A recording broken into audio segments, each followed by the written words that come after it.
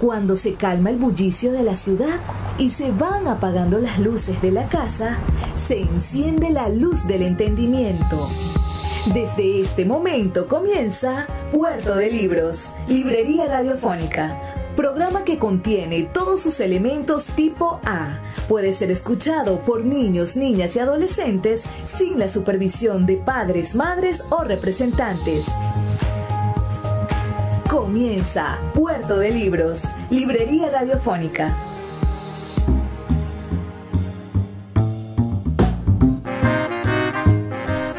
Bienvenidos a Puerto de Libros, Librería Radiofónica, este programa que hacemos con tantísimo cariño de lunes a viernes, de 9 a 10 de la noche por la Red Nacional de Emisoras Radio, Fe y Alegría. Hoy en nuestra emisión número 236 estaremos conversando con el historiador, crítico literario y escritor zuliano, la memoria del Zulia, el abogado Jesús Ángel Semprún Parra, uno de nuestros autores favoritos, uno de los escritores que más consultamos aquí en Puerto de Libros, Librería Radiofónica, y que seguro ustedes desde hace tiempo querrían conocer, conversar con él y saber de sus opiniones acerca del mundo de la literatura. Buenas noches, Jesús Ángel. Me gustaría que le enviaras un saludo a nuestra audiencia de Puerto de Libros, Librería Radiofónica. Gracias, Luis.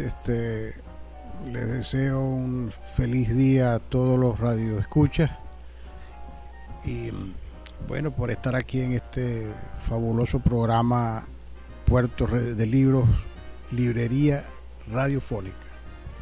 Ya Jesús nos había acompañado en nuestra primera etapa de Puerto de Libros, estuvo con nosotros en el mes de noviembre del año 2018 en la cabina de Luz Radio, cuando salíamos una vez a la semana y hacíamos nuestros primeros programas de Puerto de Libros. Todos los miércoles comenzó nuestro programa, un 1 de octubre del año 2018. Hoy tenemos esta responsabilidad un poco más extensa de llegar a ustedes de lunes a viernes, de 9 a 10 de la noche por la Red Nacional de Emisoras Radio, Fe y Alegría. Jesús Ángel Semprún Parra nació el 17 de octubre del año 1961. Es el prototípico joven de la generación de los 80. Me gustaría hablar, Jesús, para comenzar, de esa Venezuela de los años 80 que te tocó vivir en tu juventud. A tus 20 años era el año 1981, no había sucedido todavía el Viernes Negro, Venezuela era otra. Cuéntanos un poco de esa Venezuela, de esa Maracaibo que conociste, y si pudieses, nos hablas un poco sobre la Asociación Cultural Rómulo Gallegos, en la cual estabas inmerso, a la cual dedicabas tu vida a tus 20 años. Sí, esa fue una década muy interesante y muy importante para mí porque fue donde desarrollé todas las actividades que se iban a derivar después en estas cosas que hago, la promoción cultural, la investigación histórica, el interesarme por la literatura zuliana, y en general la literatura venezolana y universal. Pero fue una década que uno como joven no tenía conciencia mucho de los problemas porque era una sociedad que gozaba de todas las libertades. Sí habían problemas, decían aquel entonces que no era una democracia perfecta, pero teníamos una democracia al fin y al cabo que habíamos heredado a partir del 23 de enero de 1958. De hecho, pertenecía a una agrupación juvenil llamada Asociación Cultural Rómulo Gallegos, comenzando precisamente la década de 1980, que se encargaba de promocionar los valores, los auténticos valores culturales de la región zuliana. Pero el nombre no era precisamente de un zuliano, era de un extraordinario venezolano que además de ser novelista, cuentista y perteneciente también a una generación juvenil literaria llamada La Alborada. Nos estamos refiriendo a Rómulo Gallegos, desde luego. Era un símbolo para las juventudes de educación, de democracia y de creación literaria. Era una figura en ese sentido digno ejemplo de lo que estábamos realizando en aquel entonces, tanto en las conquistas no solamente de la cultura, sino también de una sociedad democrática. Eso representaba a Gallegos para nosotros, el ideal de juventudes, como lo llamaron alguna vez.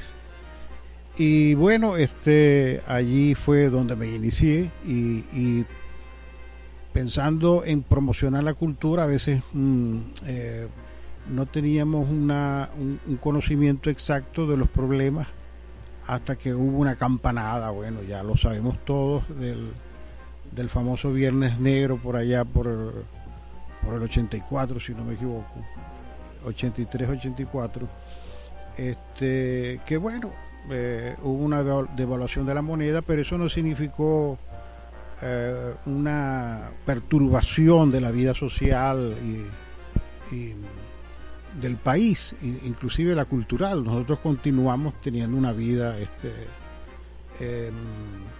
como la queríamos, pero sí se dio un fenómeno curiosísimo que comenzamos y no nos habíamos percatado de la razón, y es que comenzaban a surgir valores de la música venezolana de manera rápida. Si bien había una figura como Gualberto Ibarreto en aquel tiempo, comenzaron a surgir nuevas figuras que no nos habíamos percatado de que existían en la Venezuela de aquel entonces. Nos estamos refiriendo a un Franco De Vita, a un Ilan Chester, a un Frank Quintero, etcétera, etcétera. Y nos dimos cuenta que ya mucho después de que la crisis económica de aquel entonces, la devaluación de la moneda, permitió a aquellos empresarios ya no importar, contratar artistas importados, sino que optaron por contratar los valores venezolanos de la canción, y eso fue lo que pasó. Ese fenómeno fue lo que significó eso, ¿no? 40 años de recorrido en el mundo de la cultura en la ciudad de Maracaibo.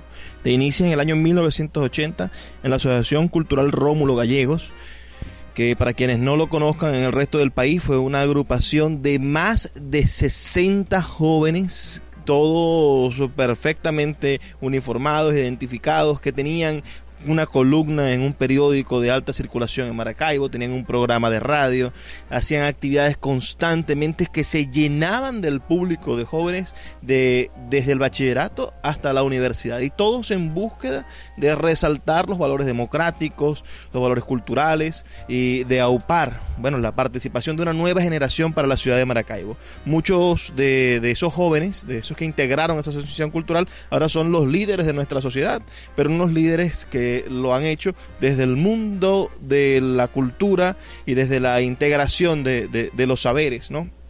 No con ese deseo de los líderes de generaciones anteriores de opacar a los demás. Yo creo que, y aquí te preguntaría como historiador, ¿tú crees, como yo, que hubo un problema generacional en el cual la generación que gobernaba, pensemos en los Rafael Calderas, pensemos en la generación esta de Gonzalo Barrio, etcétera, toda esta generación que se fogueó durante la dictadura, que quemó el cuero allí, le truncó el paso a la siguiente generación en los años 80 y 90 para generar el cambio que necesitaba el país, y por eso de cierta manera se desgastaron los partidos políticos y se desgastó la democracia representativa y todo lo que era nuestra democracia imperfecta, pero democracia al fin. Bueno, ya eso es una realidad de los partidos políticos. No todos los partidos políticos tuvieron el mismo proceso, ¿no? Interno. Pero, por ejemplo, nosotros que éramos demócratas, veíamos en los líderes, por ejemplo, específicamente de Acción Democrática, que no eran líderes políticos, o mejor dicho, al revés, intelectuales, escritores doblados a políticos, a dirigentes políticos nacionales. Entonces eso lo vimos interesante. Otros casos de otros partidos que no quiero nombrar, se convirtieron sus líderes en caudillos y a veces no le abrieron paso a las nuevas generaciones. Eso estaba más que claro. Eso se podía ver, inclusive los debates en este sentido en los partidos políticos eran internos y públicos a la vez. Lo podíamos observar por el caso, por ejemplo, de Rafael Caldera, ¿no?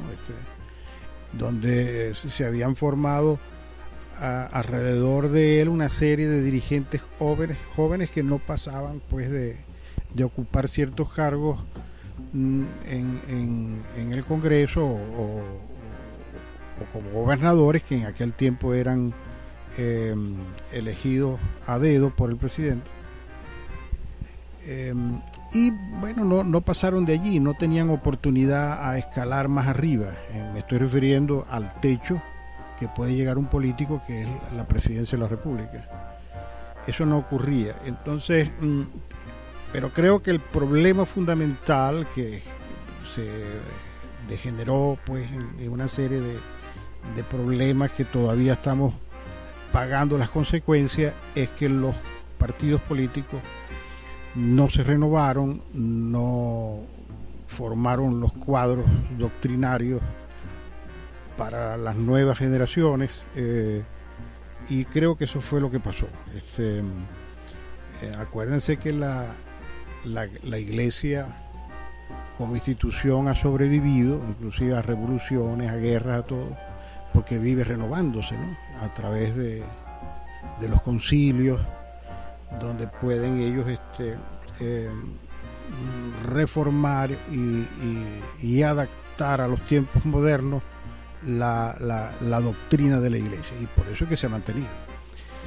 No así con los partidos políticos nuestros, que se enquistaron y no formaron a las nuevas generaciones dentro de la ideología de la socialdemocracia a la que correspondía, pues, del socialcristianismo o de los partidos de izquierda más radicales en el país, ¿no? Bueno, vamos a cerrar este segmento de la entrevista. Ustedes pueden reportar su sintonía al 0424-672-3597, 0424-672-3597, o en nuestras redes sociales, @Librería Radio en Twitter y en Instagram. Y en el siguiente segmento vamos a empezar a hablar ya sobre la dedicación de vida de Jesús Ángel Semprún Parra a la historia del Zulia.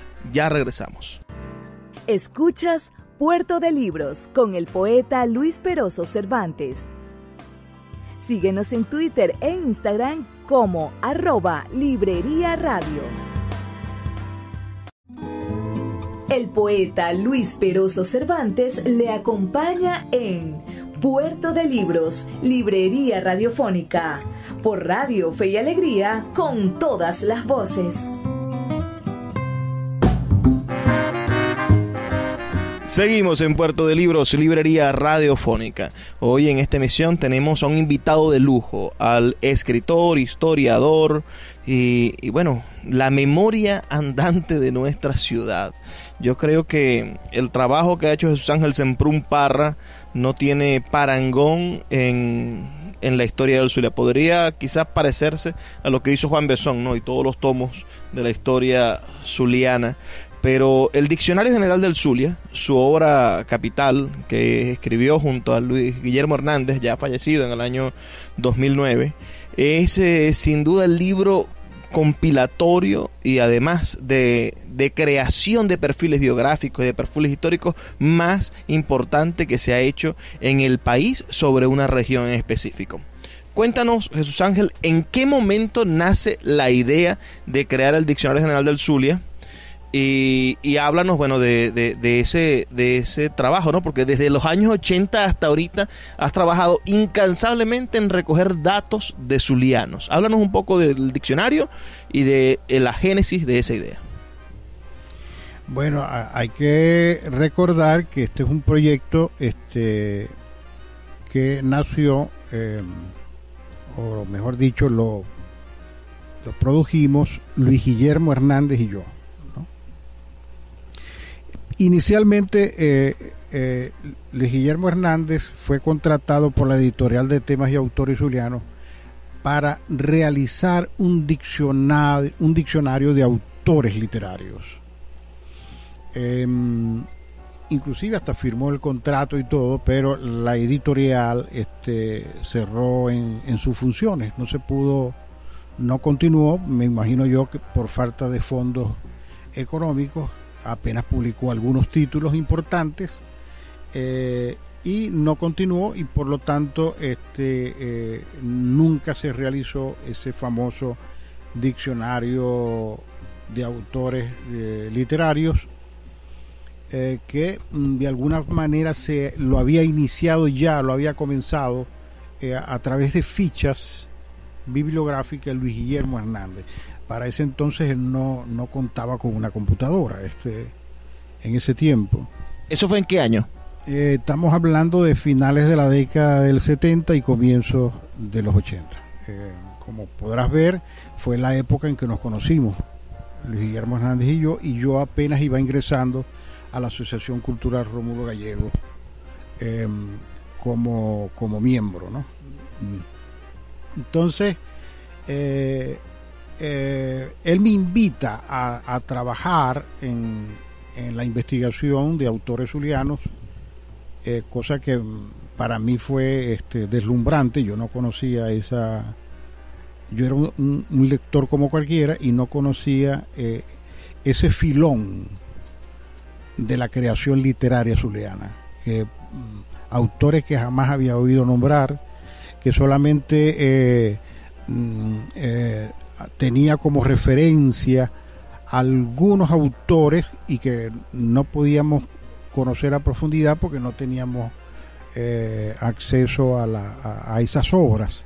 Nos estamos refiriendo a un José Ramón Yepes, a un Rafael María Baral y Udón Pérez. Yo creo que no pasaba de esos nombres, en mi caso, para aquella época, y en la mayoría de los muchachos.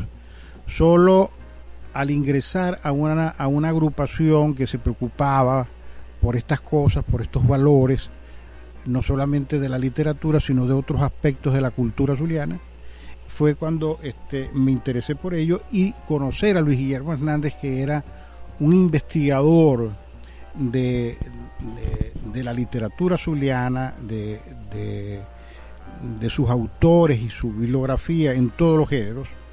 Me estoy refiriendo tanto en la poesía como en la narrativa, la dramaturgia, etcétera. Yo me interesé y comenzamos pues un trabajo acucioso, minucioso, de fichaje, de recortar artículos de prensa, de comenzar a formar una biblioteca zuliana especializada en literatura, y eso fue algo que duró unos años, pero que rindió finalmente unos frutos que ya los conocemos.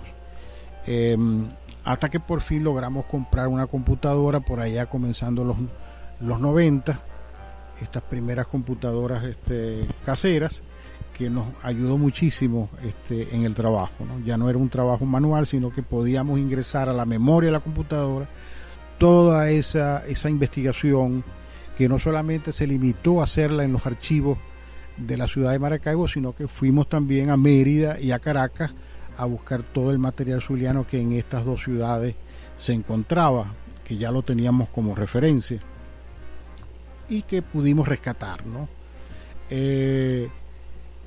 Hasta que hubo un anuncio a través de los medios de comunicación de un concurso para investigadores por primera vez abierto al país. Ese concurso para investigadores lo abrió la Universidad del Zulia a través del Consejo del Conde, me refiero yo,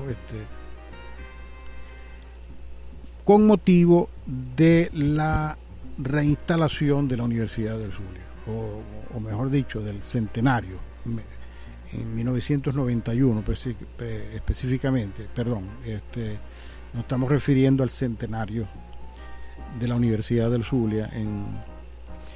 Entonces este concurso nos motivó muchísimo, nos interesamos por informarnos en qué consistía, y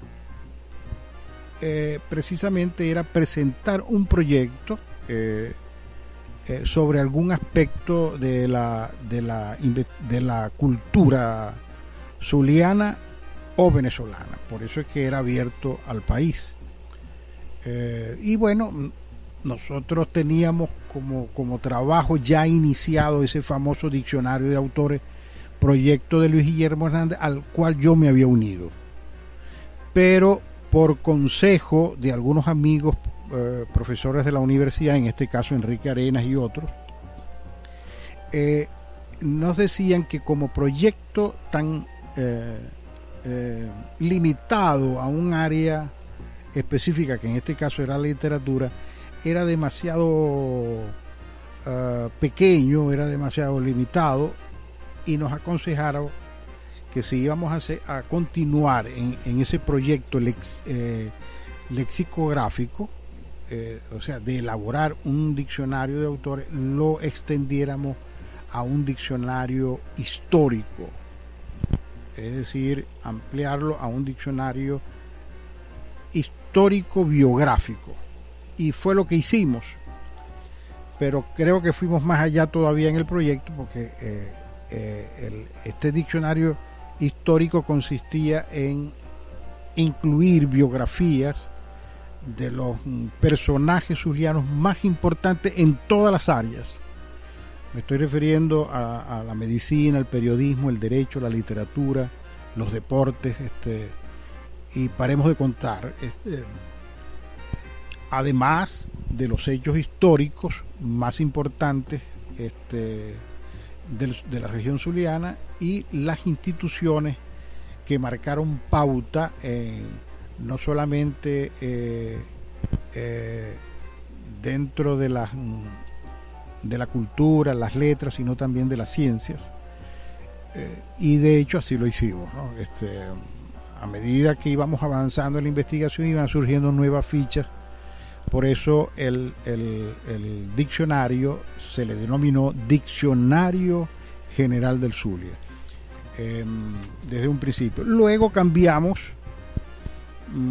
por darle un nombre menos técnico al Zulia Plural. Eso es un nombre que fue propuesto por mí, el Zulia Plural, pero también nos aconsejaron que volviéramos a la denominación inicial de Diccionario General del Zulia para presentarlo como proyecto ante el Conde. Así lo hicimos, y este proyecto se eliminó o se seleccionó dentro de 11 proyectos nacionales, afortunadamente. Entonces obtuvo el primer premio, o mejor dicho, el premio único de investigación con motivo del centenario de la Universidad del Zulia en 1991. Este proyecto del Diccionario General del Zulia se vio configurado definitivamente en el año 1999, el año 2000, cuando el Banco Occidental de Descuento publica la primera edición de este maravilloso libro. Casi 20 años después, en el año 2018, Sultana del Lago Editores lleva a cabo la segunda edición del libro, corregido y aumentado. Hoy es nuestro libro más vendido, y después es el proyecto más ambicioso que tenemos, porque se acerca la tercera edición, que corrige muchas cosas más, agrega muchísimas fichas más, y se va a convertir en una especie de edición definitiva, Jesús Ángel. después de eso nos has dicho que vas a colgar los guantes después de más de 40 años de investigación. ¿Cómo se acerca? ¿Cómo ves ese cierre de la tercera edición del Diccionario General del Zulia que en este momento estás preparando? Sí, pero antes debo decir de que cuando surgió la propuesta de publicación, que fue gracias al doctor Julio Portillo, quien presidía en Caracas la Fundación Zuliana para la Cultura, nosotros habíamos introducido una carta para gestionar la publicación del diccionario, que ya estaba, digamos, en su fase final, hasta donde nosotros habíamos considerado. Porque como ustedes saben, es un proyecto de vida, es un proyecto de nunca acabar, porque de acabarse eso se acabaría la cultura zuliana. A medida que vayan surgiendo nuevas figuras, nuevos acontecimientos históricos y nuevas instituciones, desde luego que el diccionario se irá enriqueciendo. Pero cuando surgió la propuesta de publicaciones, que surgió por la Fundación Zuliana para la Cultura, y cabe decir que habíamos introducido la propuesta para edición a diferentes instituciones, tanto nacionales como regionales, fue el doctor Julio Portillo quien se interesó, finalmente nos llamó para publicar el diccionario, quien había gestionado ante el Banco Occidental de Descuento. Entonces le explicamos que el diccionario estaba en fase de terminación, o sea que faltaba algunas cosas y necesitábamos tiempo, de tal manera que tuvimos un año para perfeccionar esa publicación y finalmente entregarla al Banco Occidental de Descuento, que sería publicado entonces por la editorial Artes de Caracas. Bueno, vamos a hacer otra breve pausa. Recuerden que pueden reportar su sintonía, enviarnos un mensajito de texto diciéndonos de qué parte del país nos escriben al 0424-672-3597 o en nuestras redes sociales @Librería Radio en Twitter y en Instagram. Vamos a hacer una breve pausa. Ya venimos con más de Puerto de Libros, Librería Radiofónica. Escuchas Puerto de Libros con el poeta Luis Peroso Cervantes. Síguenos en Twitter e Instagram como @Librería Radio. El poeta Luis Peroso Cervantes le acompaña en Puerto de Libros, Librería Radiofónica, por Radio Fe y Alegría, con todas las voces. Seguimos en Puerto de Libros, Librería Radiofónica. Me encuentro al lado de Jesús Ángel Semprún Parra, autor del Diccionario General del Zulia, de la antología Rosas Marianas, que es la primera antología de poesía dedicada a la Virgen de la Chinita, publicada por Sultana del Lago Editores. También es autor de una cantidad de libros que rescatan los valores del Zulia. Por ejemplo, la narrativa del Zulia, la narrativa corta del Zulia, que es una antología que hizo junto a Luis Guillermo Hernández de todos los cuentos importantes de la literatura zuliana. Y el libro El Lago de los Poetas, maravillosa antología también, donde se recogen todos los escritores que han cantado al lago de Maracaibo, esa en coautoría con Carlos Ildemar Pérez. Pero recientemente, hace apenas unos 5 días, Sultana del Lago Editores ha publicado el libro más reciente de Jesús Ángel Semprún Parra. Y me refiero a una biografía que yo me atreví a decir en estos días que es la primera biografía real que se le escribe, que se le hace a un poeta zuliano. Se llama Ildefonso Vázquez, un poeta olvidado. Esta investigación histórica recoge todos los fragmentos de la vida de un personaje que pareciese que estuviese imborrable en la cultura popular zuliana, pero que cuando vamos a buscarlo no aparece nada. Cuando alguien dice, bueno, pero ¿dónde nació Ildefonso? No se sabe. ¿Dónde vivió? ¿Quién era su esposa? ¿Cuántos fueron sus hijos? O nada. Es inatrapable, pero pasas por una calle o vas por la basílica y consigues en mármol un poema escrito, firmado por Ildefonso Vázquez. Vas al Hospital Central de Maracaibo, el hospital más antiguo, uno de los más antiguos del país, con más de 400 años, y en una pared en mármol inmortal, otro poema de Ildefonso Vázquez. Hay plazas con su nombre, hay parroquias de la ciudad con su nombre, pero no existe una biografía definitiva hasta el día hasta hace unos días, hasta el día de ayer, quería decir. Ildefonso Vázquez, un poeta olvidado. ¿Cómo nace, Jesús Ángel, la inquietud de escribir este libro? Y después, ¿cuál fue el esfuerzo para conseguirlo, para llegarlo? Porque he estado a tu lado en esta lucha tuya y sé que te costó muchísimo trabajo intelectual y de esfuerzo concluir y cerrar con broche de oro, como está cerrado, este libro que describe y que permite que nosotros podamos conocer a este escritor venezolano. Bueno, tú lo has dicho de alguna forma, pero cabe decir también que elaborar un diccionario general del Zulia implicó pues una investigación muy extensa. Ahí aparecen aproximadamente unos 7.000 biografías, por decir algo, así especulando un poco, y eso nos permitió revisar toda una amplia bibliografía zuliana importante, y bueno, tenemos todo eso en los archivos, nos quedó finalmente en la computadora, pero para poder elaborar el diccionario general tuvimos que formar un archivo con más de 8.000 carpetas. Cada una de esas carpetas contenía el nombre de la institución, el personaje o el hecho histórico. En esa carpeta habían fotografías, recortes de prensa, artículos publicados en revistas, capítulos de libros.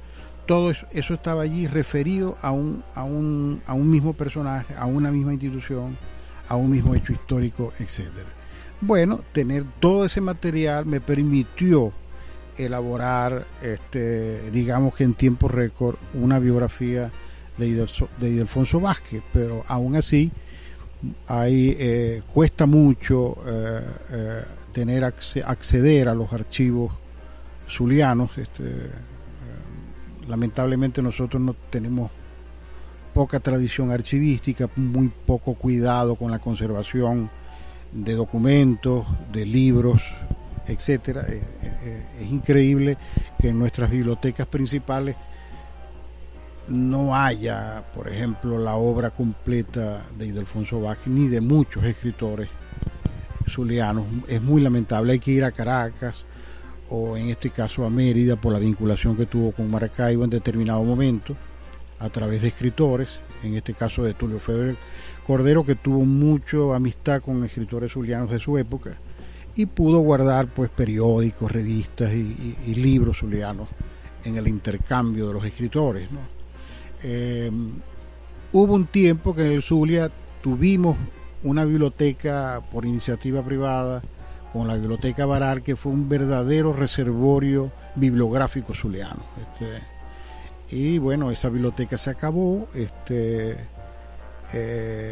ese fondo bibliográfico se donó a una institución de la ciudad y finalmente se perdió, lamentablemente, por no tener interés en ese patrimonio bibliográfico zuliano, por no tener bien claro lo que es ese patrimonio, donde a veces son ediciones únicas del siglo XIX o de comienzos del siglo XX, que al desaparecer ya no se tienen más. Entonces es ahora que algunos pocos tienen esa conciencia y han podido recuperarse algunos de esos patrimonios bibliográficos. Bueno, de esa forma fue que me interesé, y hay que tomar en cuenta también la coyuntura del centenario de la muerte. El panteón este año el Panteón del Estado Zulia me invitó para dictar una conferencia sobre Ildefonso Vázquez con motivo del centenario de su muerte, que fue el pasado 18 de mayo. Comencé a hacer la conferencia, la terminé y llegó el 18 de mayo, no pudimos pronunciarla públicamente por razones de la cuarentena, de la pandemia del COVID-19, y me dediqué entonces a ampliarla y convertirla en una biografía que es el resultado que tenemos hoy en día, una biografía bastante amplia de lo que pudimos conseguir. Traté de indagar todo lo que se había escrito a nivel bibliográfico y documental. Y otra cosa interesante, que los pocos poemas que pudimos leer del poeta Ildefonso Vázquez, algunos de ellos nos proporcionó mucho dato biográfico del poeta, a veces sin ninguna intención autobiográfica, pero sí describiendo algunas situaciones de la vida del poeta que nos permitió pues armar el perfil, ese perfil biográfico del poeta, que dio como resultado este libro. Tenemos capítulos interesantísimos en este libro que hoy nos presenta Jesús Ángel Semprún Parra. Me refiero yo a la juventud del poeta, por ejemplo, y el problema que había con el centralismo, la Universidad del Zulia cerrada, tener que salir de Maracaibo para presentar exámenes y obtener el título después de haber hecho los estudios en Maracaibo, una cosa innecesaria. Y también hay un capítulo interesantísimo que son una diatriba que existió entre el poeta Udón Pérez y el poeta Ildefonso Vázquez. Y también se narra, por ejemplo, un capítulo que fue muy, muy cómico en la prensa zuliana, que fue en el momento en el que decían que un poema del poeta Ildefonso Vázquez le pertenecía al Papa, y esto ocasionó un revuelo en la prensa. Toda esta historia está perfectamente narrada en torno a la vida de Ildefonso Vázquez, y de principio a fin podemos observar el retrato de un poeta. Pero ¿por qué cree Jesús que este poeta, que está en todos lados en la ciudad de Maracaibo, que es citado por todos lados, que en las gaitas sale, lo citan los gaiteros, hasta los políticos de vez en cuando hablan de Vázquez, Yepes y Baral, ¿por qué crees que este poeta cae en el olvido? No sé, con Vázquez sucede como con otros poetas zulianos que vienen a convertirse en ilustres desconocidos. Lo conocemos de nombre.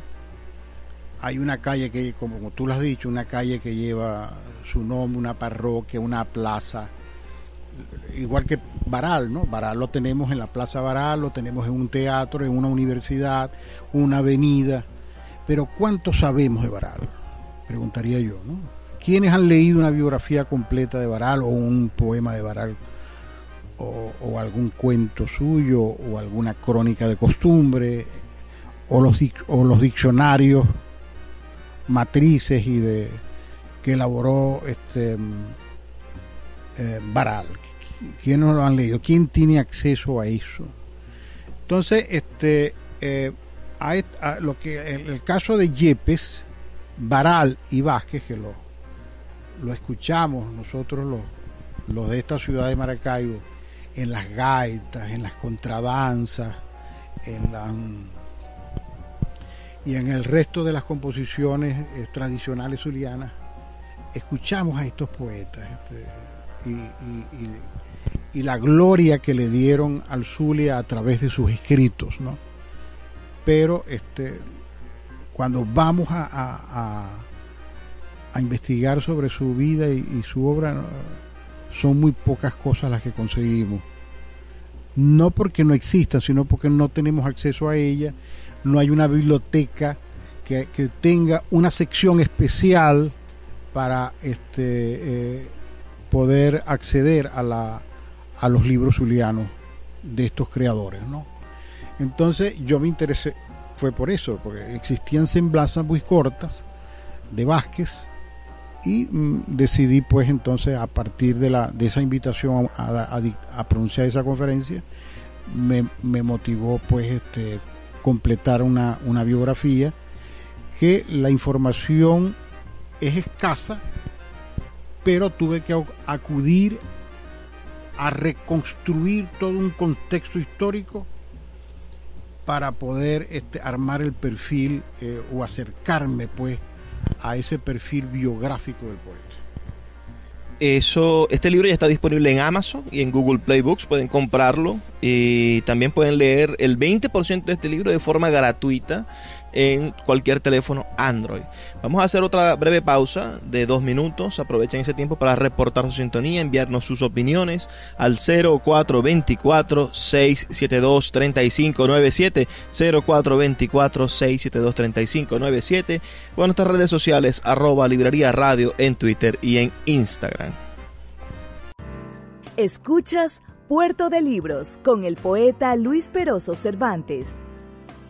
Síguenos en Twitter e Instagram como @Librería Radio.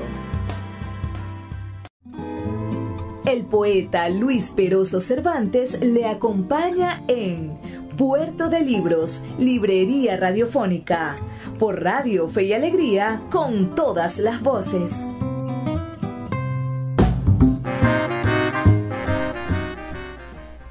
Seguimos en Puerto de Libros, Librería Radiofónica. Me encuentro con Jesús Ángel Semprún Parra, expresidente de la Academia de Historia del Estado Zulia, miembro fundador de Fundamic, la Fundación Agustín Millares Carlo, que se convirtió en un acervo del patrimonio bibliográfico y del rescate de muchísimas cosas de nuestro Zulia, ¿no? También fue directivo de la Asociación de Escritores del Estado Zulia y ha participado en diferentes organizaciones del desarrollo del pensamiento literario, académico, histórico del Estado. Durante más de 25 años fue funcionario público, fundando y dirigiendo el Departamento de Literatura de la Secretaría de Cultura del Estado.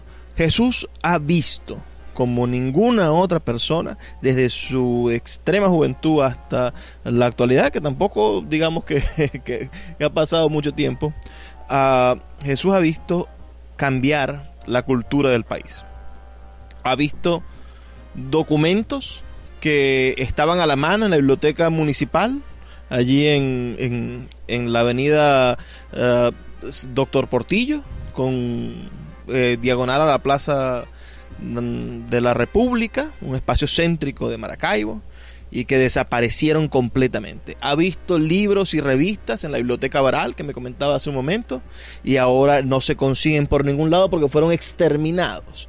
Y asimismo ha visto fallecer, desvanecerse bibliotecas, documentos importantes para el rescate de nuestra memoria, y libros que posiblemente estén perdidos ya, a pesar de que salieron 600, 700, 1000 copias, pero que el tiempo fue haciendo mella, y el desinterés de los gobernantes, el desinterés de los encargados de patrimonio, el desinterés de las autoridades municipales, el desinterés de las autoridades regionales y nacionales, ha hecho que buena parte de la memoria del patrimonio bibliográfico se desaparezca. Jesús es una de las pocas voces autorizadas, conocedoras de ese terrible flagelo a el patrimonio bibliográfico del país y específicamente del Zulia. Jesús, cuéntanos, primero explícanos qué es el patrimonio bibliográfico, o danos una idea de lo importante que es un libro, por qué es patrimonio, y después háblanos, bueno, de las pérdidas y de cómo solucionar, cuáles serían las medidas que podría tomar un gobierno y las medidas que podría tomar un individuo para salvaguardar el patrimonio bibliográfico de una sociedad. Sí, el patrimonio bibliográfico de un pueblo, de una región, de una ciudad, son sus primeras publicaciones. Que algunos de nuestros viejos intelectuales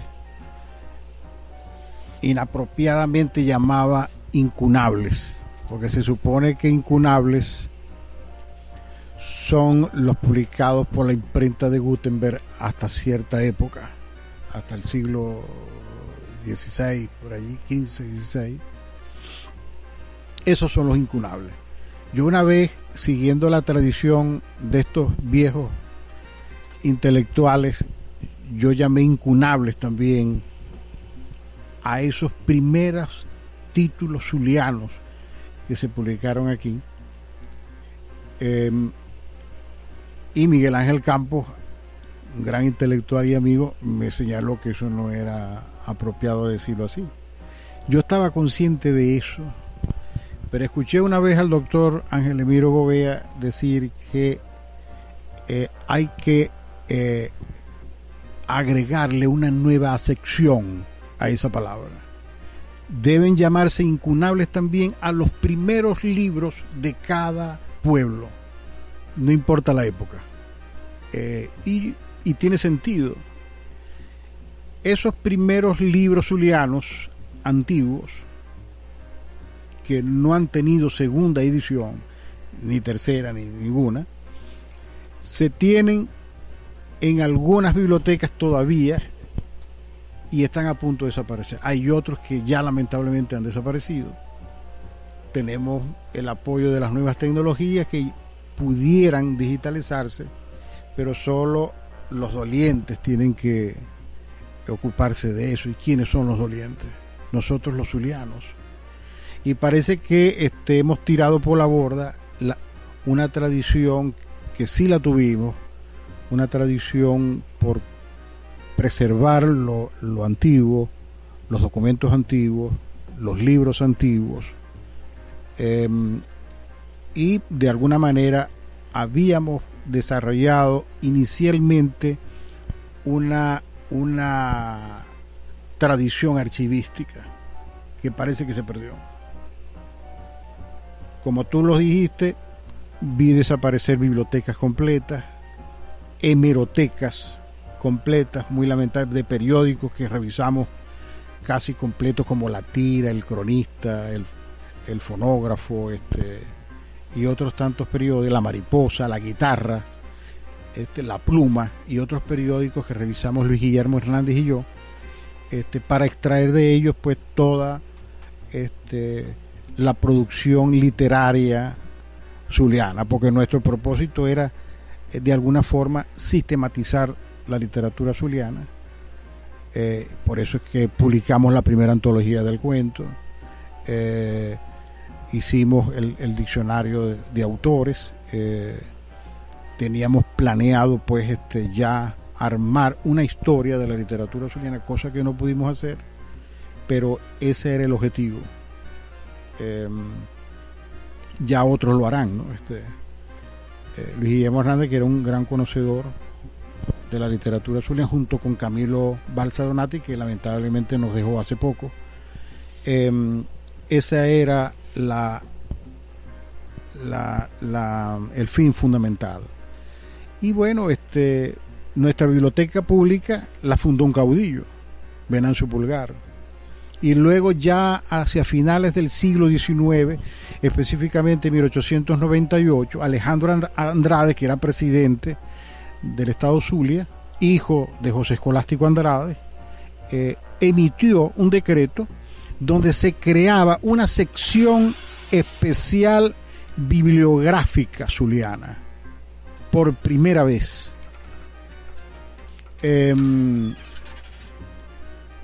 Cosa interesantísima, y de allí pues comenzó a tener interés por las secciones bibliográficas zulianas en las bibliotecas. Esto se perdió. Hubo un intento con el Centro de Investigaciones Zulianas que creó el historiador, el doctor Germán Cardoso Galué. Y por otro lado teníamos la Biblioteca Baral, como dije antes, era el centro de consulta bibliográfica zuliana más importante. Se enriqueció con bibliotecas privadas, estamos hablando de las bibliotecas de Santiago Hernández Yepes, Héctor Cuenca, Elías Sánchez Rubio y otros escritores que con sus bibliotecas privadas fueron conformando la Biblioteca Baral. Y modernamente, bueno, eso se ha perdido. Hoy en día consideran libros viejos que pueden dañar los nuevos. Entonces no existe una conciencia del libro como patrimonio bibliográfico, que ahora lo reconoce nuestra ley, nuestra ley de patrimonio nacional, ¿no? que ha extendido pues la clasificación no solamente de monumentos, de plazas, de inmuebles y de obras de arte, sino que se ha extendido también a los documentos y a los libros. Eso es muy importante, ¿no? Y bueno, esa es la situación actual. Nos preocupa mucho, nos duele mucho, porque para la reconstrucción de la cultura zuliana y de su memoria necesitamos los documentos, los libros y todo ese testimonio de lo que hicieron los zulianos de otros tiempos, para armar el piso necesario donde afincarnos con una identidad de zuliano reforzada, clara, y que nos permita defender sin titubear los intereses del Zulia.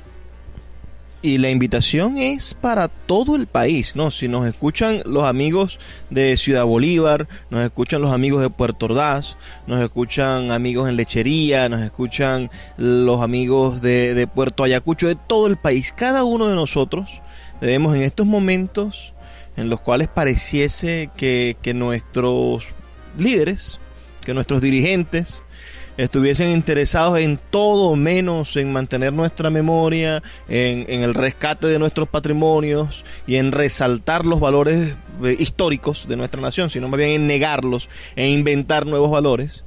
Bueno, nosotros debemos hacer acopio como pueblo de ese tipo de información. La última defensa, la última frontera, la barrera definitiva entre el oprobio, la ignorancia, entre un sistema educativo ineficiente donde nuestros hermanos, primos, nuestros hijos reciben una educación histórica nula o por lo menos superficial comparada con el trabajo y la conciencia de país que teníamos nosotros cuando estudiamos el bachillerato y etcétera, tiene como última frontera ante ese oprobio estamos nosotros como ciudadanos. Está la familia, están las amistades y está la capacidad que tengamos para organizarnos, para defender el patrimonio de cada una de nuestras ciudades en el país. En el Zulia, hombres como Jesús Ángel Semprún Parra, como el doctor Julio Portillo Fuenmayor, como cada uno de los miembros de la Academia de Historia del Estado Zulia, ponen su granito de arena. Ya estamos por terminar este programa, Jesús, pero me gustaría brevemente que le dieras una invitación a la juventud que nos escucha en toda Venezuela para que preguntarles si ha valido la pena dedicar toda tu vida, preguntarte si ha valido la pena dedicar toda tu vida a este estudio de la historia regional y de los valores de la ciudad, y que le invites a los jóvenes en un minuto a continuar con esa labor también. Hay una cosa que permite tener una percepción de que sí hay un interés por las cosas del Zulia y por la historia, y es a través de las redes sociales. Y la mayoría de los que se encuentran interactuando en las redes sociales son jóvenes, y vemos que hay una preocupación por las fotografías antiguas de Maracaibo, cómo era su fisonomía en finales del siglo XIX y comienzos del XX. Algunos se asombran, la ciudad tuvo tranvías y hubo una red de tranvías en toda la ciudad, y eso le llama la atención a la gente. Las viejas casas, el hecho de que fue la ciudad pionera en muchas cosas, ¿no? En la electricidad, en el teléfono, en tantas cosas. Eso le llama la atención, de tal manera que lo que debemos conocer es la historia del Zulia, que es la verdadera identidad regional. Y eso es lo que debe abocarse las nuevas generaciones. Muchísimas gracias, Jesús Ángel, por tus palabras. Y bueno, la invitación es a que esto se replique en cada parte del país. Envíanos tus comentarios al 0424-672-3597 y a nuestras redes sociales, Librería Radio en Twitter y en Instagram. Me toca despedirme, pero no sin antes hacerles la invitación de todos los días. Por favor, sean felices, lean poesía.